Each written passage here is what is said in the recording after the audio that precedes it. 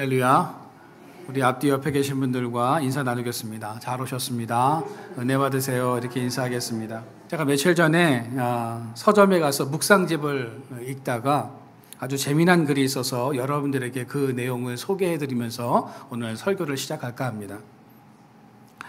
어느 날 베드로가 사역을 하다가 몸이 많이 지치고 또 마음도 많이 지쳐서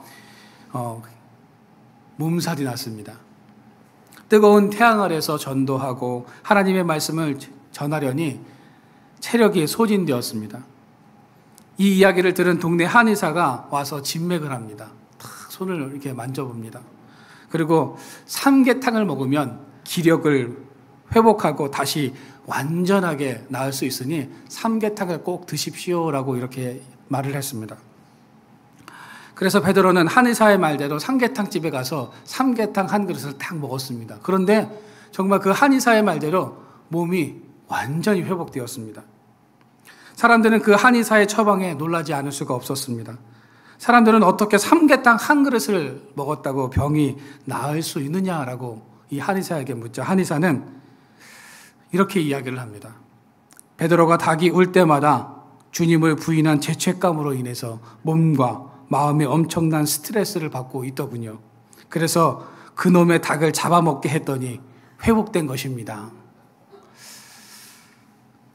이 이야기는 누군가가 만들어낸 이야기이지만 참 재미있으면서도 우리에게 두 가지 사실을 깨닫게 해줍니다. 하나는요, 우리에게는 쉼이 필요하다는 거죠. 육신의 스트레스는 마음과 정신까지 병들게 한다는 겁니다. 그래서 잘 쉬고 잘 먹어야 회복될 수 있다는 겁니다. 여러분들 잘 드시고 또 잘 쉬고 계십니까? 예, 잘 못 드시고 잘 못 쉬시고 계신가 봐요. 한 해를 마무리할 수 있는 12월을 여러분들은 어떻게 보내시려고 지금 계획하고 계십니까? 연말이기에 모임도 많고 약속도 많으시겠지만 그 약속과 모임 때문에 더 스트레스를 받지 마시고 조금 쉬면서 자신의 삶을 돌아보며 한 해를 잘 마무리하셨으면 좋겠습니다. 둘째는요, 우리는 늘 죄 가운데 살아갈 수밖에 없다는 겁니다. 예수님께서 이 땅에 오신 이유도 우리의 죄를 사하시기 위해서 이 땅에 오신 거 아닙니까? 만약 우리가 죄라는 병에 걸리지 않았다면 의사이신 예수님께서 이 땅에 인간의 몸으로 오실 필요가 없었다는 겁니다. 여러분들도 한 해를 돌아보면서 나 자신을 한번 평가해 보시기를 바랍니다. 내 삶이 하나님의 보시기에 의롭고 하나님의 마음을 시원케 하는 그런 삶을 살았는가? 아니면 여전히 죄악 가운데 살면서 하나님의 보시기에 부끄러운 삶을 살아가고 있는가? 혹시 세상의 악에 나도 동조하며 살아가고 있는 것은 아닌가를 점검해 볼 필요가 있다는 겁니다. 오늘 여러분들이 읽으셨던 본문에 보시면 악한 시대 속에서 악에 동조하며 살아왔던 인물과 그 악한 시대를 한탄하면서 기도하며 하나님의 때를 소망 가운데 기다렸던 인물이 등장을 합니다. 악에 동조하며 살아왔던 인물은 도액이라는 사람이고요. 시대를 한탄하며 하나님의 때를 기다렸던 사람은 다윗입니다. 다윗은 당시 시대가 얼마나 악했는지 오늘 본문을 통해서 이렇게 기록하고 있습니다. 1절입니다. 경건한 사람이 전에는 좀 있었는데 이제는 경건한 사람, 정직한 사람이 사라졌다라고 말을 하고 있습니다. 2절 말씀에 보시면 사람들이 진실한 말을 해야 되는데 그렇지 못하고 두 마음으로 갈라져서 거짓말이 난무하고 배신을 일삼고 있다는 겁니다. 5절입니다. 권력자들이 힘없는 사람들을 마구 누르고 또 궁핍한 자가 탄식하는 그런 시대라는 거죠. 8절에 보시면 악한 자들이 마음껏 활보하고 소리치고 다니고 악인이 너무나 당당하게 돌아다니는 시대 속에 살아가고 있다고 한탄하고 있습니다. 한마디로 세상은 죄로 가득 차 있다는 겁니다. 저는 다윗이 고백했던 이 악한 시대가 오늘날과 너무 흡사하다는 그런 생각이 듭니다. 여러분, 요즘 정치를 보다 보면 누구 하나 국민과 나라를 위해서 헌신하고 희생하는 사람들이 없습니다. 서로를 헐뜯고 분열을 조장하는 그런 모습들을 보면서 속상함을 넘어서서 분노가 일어나기도 합니다. 정치판을 보고 있노라면 나라와 민족을 위해서 우리가 정말 기도를 많이 해야 된다라는 그런 생각이 절로 듭니다. 저는 주님께서 예루살렘 성전의 좌판을 엎으셨던 것처럼 주님께서 우리나라 국회에 오셔서 그 국회를 한번 이렇게 뒤집어 엎으셨으면 좋겠다라는 그런 생각을 해봅니다. 여러분, 이처럼 우리는 악한 시대, 거짓과 배신, 권력이 난무하고 악한 자들이 당당히 돌아다니는 시대 속에 살아가고 있습니다. 그래서 주님은 이 땅에 다시 오셔야만 합니다. 예전에도 그랬고 오늘날도 죄악은 세상을 지배하고 있고 악이 득세하는 세상을 우리는 살아가고 있다는 거죠. 그래서 우리 그리스도인들은 주님의 다시 오심을 기대하면서 소망 가운데 살아가야 하는 것입니다. 그렇다면 이런 악한 시대를 살아가는 우리 성도들은 어떤 소망을 가지고 살아가야 하는 것일까요? 첫째로 하나님께서는 악한 시대 속에서 반드시 우리를 도우신다는 이 소망 가운데 살아가야 하는 것입니다. 오늘 본문 5절 말씀입니다. 우리가 같이 한번 읽어보도록 하겠습니다. 시작. 여호와의 말씀에 가련한 자들의 눌림과 궁핍한 자들의 탄식으로 말미암아 내가 이제 일어나 그를 그가 원하는 안전한 지대에 두리라 하시도다. 다윗은 시편 12편 1절에서 하나님께 도움을 구하는 기도를 드리고 있습니다. 그러자 하나님께서 5절의 말씀처럼 이제 일어나 안전한 지대에 거하게 해주시겠다고 응답해 주십니다. 오늘 말씀에서 이제라는 표현은요, 이전의 상황이 역전됨을 암시하는 말로서 더 이상 악인의 심판을 지체하지 않겠다라는 그런 의미입니다. 하나님께서 일어나신다라는 이 표현은요, 하나님께서 역사 가운데 개입하고 계셨고 이제는 더 적극적으로 개입하셔서 우리를 도우시겠다는 의미입니다. 안전한 지대라는 이 표현은 하나님이 베푸실 구원을 의미하는 것입니다. 다윗은 하나님께서 일어나셔서 우리를 안전한 것으로 인도하여 주실 뿐만 아니라 우리의 상황을 역전시켜 주실 것이라고 지금 고백하고 있는 것입니다. 여러분, 하나님께서는 다윗을 많이 도우셨고 이 다윗과 함께 하셨죠. 하나님께서는 다윗과 골리앗의 싸움 속에서 골리앗을 쓰러뜨릴 수 있도록 도우셨습니다. 사울이 자신을 죽이려고 하는 그 순간마다 피할 길을 주시고 많은 돕는 자들을 붙여주셔서 그때마다 위기를 모면하게 하셨습니다. 블레셋의 아기스 왕에게 죽임을 당할 수 있는 상황 속에서 다윗이 미쳤다라고 믿게 하신 것도 하나님의 도우심이 아니었으면 그런 일이 일어날 수 없었다는 겁니다. 여러분, 지금까지의 저의 삶을 한번 이 설교를 쓰면서 한번 돌아봤습니다. 참 많은 위기도 있었고 많은 어려움도 있었지만 그때마다 참 하나님께서 적재적소에 나를 참 도우시고 함께 하셨다라는 사실을 다시 한번 깨닫게 됩니다. 그래서 그 하나님 앞에 우리가 감사하지 않을 수 없다는 거죠. 지금 생각해 보면 그때 그 어려운 상황들을 내가 어떻게 이겨냈지? 어떻게 참아내고 견뎌냈지라는 그런 생각이 들 때가 있습니다. 그렇다고 지금 삶이 어렵지 않은 것은 아닙니다. 매 순간마다 고난의 바람이 불어오지만 예전에도 도우셨던 하나님이 앞으로도 도우실 것이라는 이 소망을 가지고 저는 오늘을 살아가고 있습니다. 여러분들에게도 아마 이런 경험들이 다 있으실 겁니다. 하나님께서 나를 도우시고 함께 하신다는 이런 경험들을 통해서 우리가 깨달아야 하는 것은 무엇입니까? 하나님께서 다윗과 함께 하셨던 것처럼 우리와도 함께 하시고 도우신다는 사실을 믿어야 하는 것입니다. 비록 악인들이 득세하고 악인들이 마음껏 당당하게 활보하며 소리치는 이 세상 속에 우리가 살아가고 있지만 우리가 낙심하지 않고 믿음과 소망을 가지고 인내하면서 잘 버티면 결국 하나님께서 우리를 도우시고 승리하게 하신다는 이 사실을 믿으시기를 바랍니다. 여러분, 지금 인생의 칠흑 같은 어둠 가운데 계십니까? 모든 것이 무너져버린 현실 속에서 우리가 가져야 하는 것은 바로 소망입니다. 소망을 하나님께 두어야 우리는 고난을 이겨낼 수 있고 인내할 수 있는 것입니다. 주님께서 언제나 내 뒤에 계시다는 그 소망을 가지고 오늘을 살아가야 하는 것입니다. 바라기는 오늘도 나를 도우실 하나님을 믿고 소망 가운데 살아가는 저와 여러분들의 삶이 되어지기를 주님의 이름으로 축원드립니다. 둘째로 주님께서 다시 오셔서 반드시 심판하신다는 소망입니다. 오늘 3절과 4절 말씀을 같이 한번 읽어보도록 하겠습니다. 여호와께서 모든 아첨하는 이슬과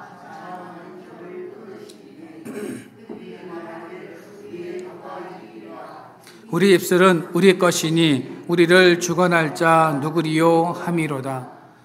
여러분, 다윗은 왜 오늘 본문 속에서 입술과 혀에 대한 이야기를 말하고 있을까요? 그 이유를 알려면 시편 12편의 배경을 알아야 합니다. 오늘 시편 12편은 다윗이 사울을 피해서 도망 다니던 때였습니다. 그런 다윗이 놉당으로 도망을 갔고 그곳에서 놉당의 제사장들에게 빵을 얻어먹게 되고 골리앗의 칼을 받게 됩니다. 도액은 이 사실을 사울에게 알렸고 그 일로 인해서 당시 놉당에 살고 있었던 아히멜렉을 포함해서 제사장 85명과 주민들 그리고 가축들이 잔인하게 사륙당하게 됩니다. 도액은 놉당의 제사장들과 주민들을 반역자로 몰아갔다는 거죠. 그 입술로 인해서 수많은 사람들이 죽어갔다는 겁니다. 다윗은 이 사건을 벌인 도액이 어떤 삶의 결말을 맞았는지를 성경에 이렇게 기록해 놓고 있습니다. 시편 52편 5절입니다. 우리 같이 한번 읽어보도록 하겠습니다. 시작. 그런즉 하나님이 영원히 너를 멸하시며 너를 붙잡아 내 장막에서 뽑아내며 살아있는 땅에서 내 뿌리를 빼시리로다. 도액은 놉당의 일을 사울에게 알림으로 인해서 당신은 승승장구했을지는 모르겠지만 다윗의 고백처럼 그 인생의 결말이 비참하게 끝나고 말았을 것입니다. 여러분, 악인들은 자신의 혀가 이길 것이라고 말을 합니다. 자신의 힘과 능력으로 이 땅에서 승승장구하면서 잘 먹고 잘 살 수 있다고 말을 합니다. 그러나 다윗은 그런 도액을 향해서 하나님이 그 아첨의 입술과 자랑의 혀를 끊어버리실 거라고 오늘 본문을 통해서 말씀하고 있습니다. 여러분, 디모데후서 3장 1절부터 5절에 보면 악한 시대 속에 나타나게 되는 13가지의 죄악의 그런 형태를 열거해 놓은 것을 우리가 보게 됩니다. 우리가 그 내용을 좀 한번 같이 읽어볼까요? 디모데후서 3장 1절부터 5절 말씀을 우리 같이 읽어보겠습니다. 시작. 너는 이것을 알라. 말세에 고통하는 때가 이르러 사람들이 자기를 사랑하며 돈을 사랑하며 자랑하며 교만하며 비방하며 부모를 거역하며 감사하지 아니하며 거룩하지 아니하며 무정하며 원통함을 풀지 아니하며 모함하며 절제하지 못하며 사나우며 선한 것을 좋아하지 아니하며 배신하며 조급하며 자만하며 쾌락을 사랑하기를 하나님 사랑하는 것보다 더하며 경건의 모양은 있으나 경건의 능력은 부인하니 이 같은 자들에게서 내가 돌아서라. 여러분, 우리가 살고 있는 세상은 오늘 디모데후서에 나오는 이런 세상이라는 거죠. 이처럼 세상은 사악하다는 겁니다. 세상은 악하고 우리는 연약한 까닭에 쓰러지고 넘어질 수밖에 없다는 겁니다. 그러나 확실한 것은 죄로 넘쳐나는 세상 속에서 하나님께서는 성도들의 편이 되어주셔서 우리를 도우시고 우리와 함께 하신다는 사실입니다. 그리고 4절의 말씀처럼 모든 것을 끊어버리시는 때가 반드시 올 것이라는 것입니다. 주님은 그 모든 죄악을 끊기 위해서 이 땅에 다시 오실 수밖에 없고 주님이 다시 오시는 그날은 심판의 날이 될 수밖에 없다는 것입니다. 여러분, 한 욕심쟁이 부자가 죽어서 하늘나라에 가게 되었습니다. 하나님의 심판을 받기 전에 줄을 서 있는데 여기저기 이렇게 다니면서 구경을 하게 됩니다. 그런데 천국에 가보니까요, 참 시계가 많다라는 것을 발견하게 되었습니다. 그래서 그 욕심쟁이 부자가 천사에게 묻습니다. 여긴 왜 이렇게 시계가 많습니까? 이 시계는 어떤 역할을 하는 것입니까? 라고 천사에게 물었습니다. 그러자 천사가 이렇게 이야기를 합니다. 이 시계는 나쁜 일을 하면 시계가 빨리 돌아가고 착한 일을 하고 좋은 일을 하면 시계가 천천히 돌아간다라는 그런 대답을 했습니다. 그런데 이 부자가 아무리 찾아봐도 자기의 시계가 보이지 않았습니다. 그래서 부자는 천사에게 조심스럽게 이렇게 묻습니다. 전 나쁜 일을 하나도 한 것이 없어서 저의 시계가 여기 천국에 없는 건가요? 라고 물었습니다. 그러자 천사는 당신의 것은 너무 빨리 돌아서 지금 선풍기로 사용하고 있습니다. 여러분들의 하늘나라 시계는 빨리 돌아가고 있을까요? 아니면 천천히 돌아가고 있을까요? 죄의 시계는 빨리 돌아가고 있을까요? 아니면 천천히 돌아가고 있을까요? 여러분, 우리는 분명 하나님 앞에 죄에 대한 심판을 받게 될 것입니다. 우리가 연말이 되면 한 해를 정리하듯 하나님께서는 우리 인생을 정리하면서 분명히 평가하실 날이 올 것이라는 겁니다. 그때 죄인인지 의인인지가 판가름 나게 됩니다. 경건한 자인지 불경건한 자인지가 분명히 드러나게 되어 있습니다. 믿음의 사람인지 불신의 사람인지 우리가 평가를 받게 되는 것입니다. 바라기는 그때 너는 의인이었고 경건한 사람이었으며 믿음의 삶을 이 땅에서 살았다고 하나님께 인정받고 좋은 평가를 받는 저와 여러분들의 삶이 되어지기를 주님의 이름으로 축원드립니다. 마지막 세 번째로 나를 보호하실 것이라는 소망입니다. 오늘 본문 7절입니다. 우리 같이 한번 읽어보겠습니다. 시작. 여호와여 그들을 지키사 이 세대들로부터 영원까지 보존하시리이다. 이 7절 말씀을 현대인의 성경으로 우리가 다시 한번 읽어보도록 하겠습니다. 읽겠습니다. 시작. 여호와여 악한 자들의 손에서 영원히 우리를 지키시고 보호하소서. 여러분, 기도하실 때마다 이렇게 기도하셨으면 좋겠습니다. 이 악한 시대 속에서 악한 자의 손에서 영원히 우리를 지키시고 하나님 보호하여 주시옵소서. 여러분, 7절에 보시면 하나님께서는 우리에게 피할 길을 주실 뿐만 아니라 지금부터 영원까지 지켜 보호해 주신다고 말씀하고 계십니다. 우리가 악한 시대 속에서 하나님의 보호를 받기 위해서는 하나님과 늘 가까이 해야 하는 것입니다. 우리가 살고 있는 이 세상은 발 디딜 곳이 없습니다. 조금만 발을 잘못 내디디면 죄악의 웅덩이와 수렁에 우리가 빠질 수밖에 없습니다. 그래서 우리는 십자가와 하나님의 말씀을 붙들고 날마다 나아가야 하는 것입니다. 그래야 우리가 하나님의 보호하심과 하나님의 지키심을 경험할 수 있게 되는 것입니다. 여러분들에게 사진을 하나 보여드리겠습니다. 한번 보여주시겠어요?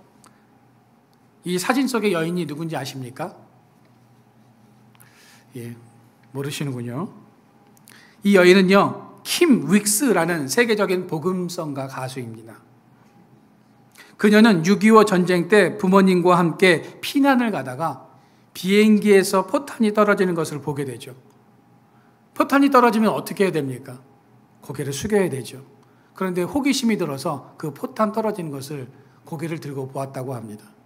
그래서 그 폭탄 떨어지는 것을 보게 됨으로 인해서 그 눈을 다치게 되어서 시력을 잃어버리게 되었다고 하죠.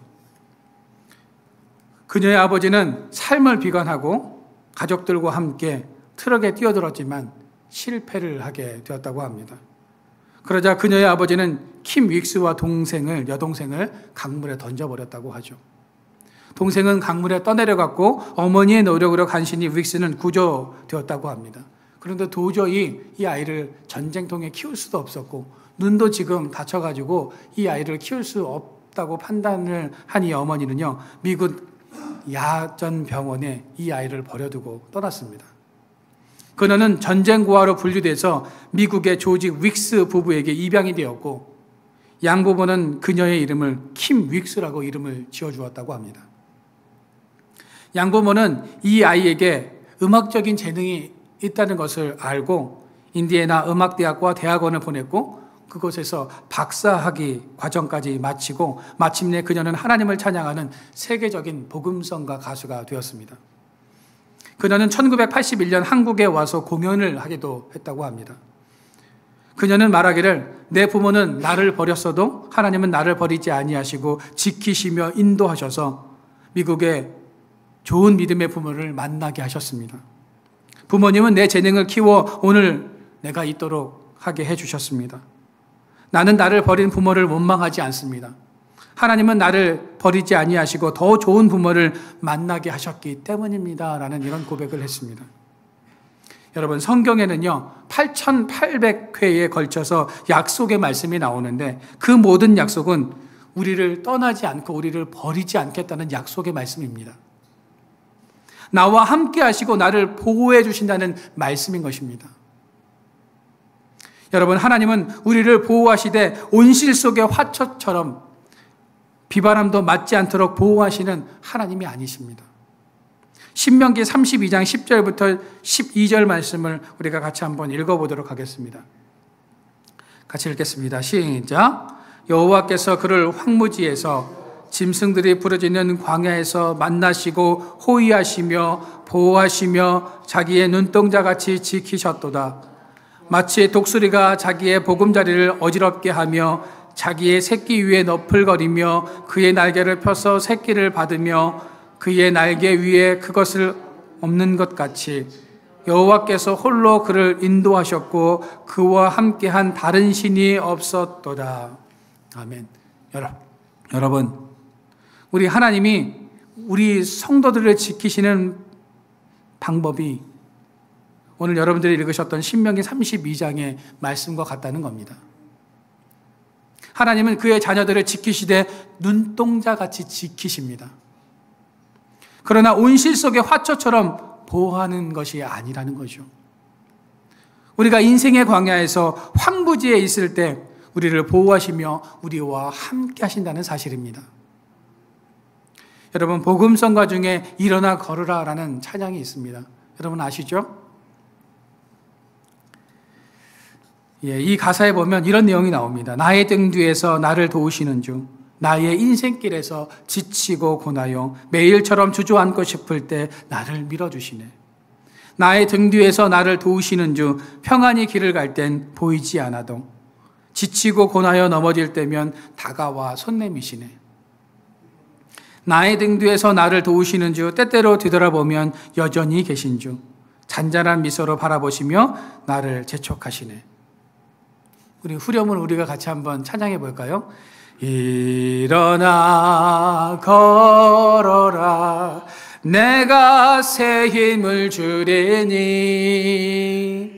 일어나 너 걸어라 내 너를 도우리. 아멘. 내 인생길에서 지치고 고나여 매일 주저앉고 싶을 때, 지치고 고나여 넘어질 때, 힘들어서 뒤를 돌아볼 때마다 주님은 어디에 계셨습니까? 나의 뒤에 계셨다는 거죠. 우리의 등 뒤에서 무엇을 하셨을까요? 우리를 지켜주시고 우리를 보호해 주셨다는 것입니다. 주님은 언제나 우리 뒤에 서 계십니다. 그 손을 내밀어 주셔서 나의 손을 잡아 주십니다. 그리고 나를 안전지대로 인도하십니다.